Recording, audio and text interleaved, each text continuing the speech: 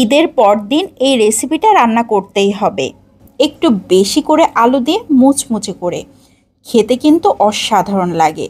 গরম গরম ভাতে মেখে নিলে কি যে স্বাদ। প্রথমে একটা রান্নার প্যানে 3 টেবিল চামচ সয়াবিন তেল দিয়ে তাতে গোটা গরম মশলা দিয়ে দিয়েছি, এলাচ, দারুচিনি ও তেজপাতা। কিছুক্ষণ ভেজে নিয়েছি। এখন দিয়ে দিয়েছি গোটা জিরা আধা চা চামচ। এখন নিয়েছি 1.5 কাপের মতো ভুঁড়ি। আমি এখানে খাসির ভুঁড়িটা ব্যবহার করেছি। ভুঁড়ি খুব ভালো করে পরিষ্কার করে লবণ হলুদ দিয়ে সিদ্ধ করে তারপর ছোট ছোট টুকরা করে কেটে নিয়েছি।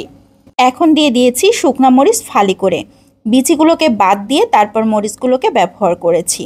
এ পর্যায়ে দিয়ে দিচ্ছি লবণ 1/4 চা চামচ, হলুদ গুঁড়ো 1/4 চা চামচ।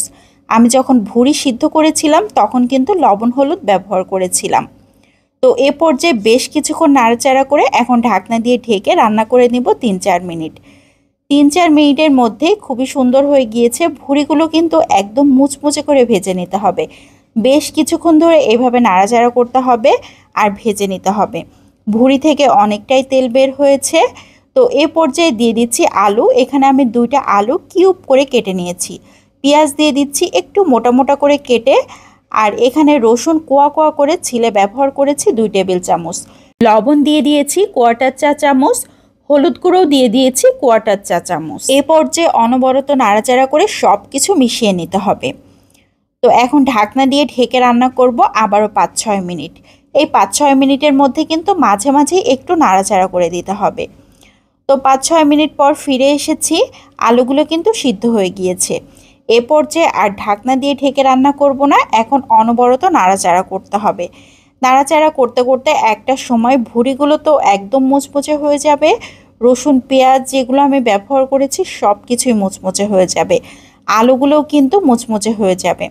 তবে এই রেসিপিতে আলুটা কমিয়ে বাড়িয়ে দেওয়া যাবে। আমার কাছে আলু একটু বেশি করে দিলে খেতে ভালো লাগে, এজন্য আমি আলুটা একটু বেশি করে ব্যবহার করেছি।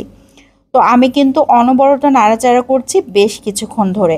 একটা পর্যায়ে দেখা যাবে তেলটা একদম উঠে আসা মতো হয়ে গিয়েছে, একটু বেশি পরিমাণ গ্যাজার তৈরি হয়েছে আর সব কিছু মুচমুচে হয়ে গিয়েছে। সে পর্যায়ে বুঝতে হবে আমাদের ভাজিটা একদম কমপ্লিট হয়ে গিয়েছে। এই ভুঁড়ি ভাজি দিয়ে ভাত মেখে খেতে অসাধারণ টেস্টি লাগে। যেমন মুচমুচে হয় তেমনি টেস্টি। তো আমার আজকের এই ভুঁড়ি ভাজির রেসিপিটা কেমন লাগলো সবাই লাইক ও কমেন্টের মাধ্যমে অবশ্যই জানাবেন। ভালো লাগলে বেশি বেশি করে শেয়ার করে দিবেন, তাহলে অনেকেই দেখার সুযোগ পাবে। তো আজকের মতো এখান থেকে বিদায় নিয়ে নিচ্ছি। সবাই ভালো থাকবেন, সুস্থ থাকবেন। আসসালামু আলাইকুম।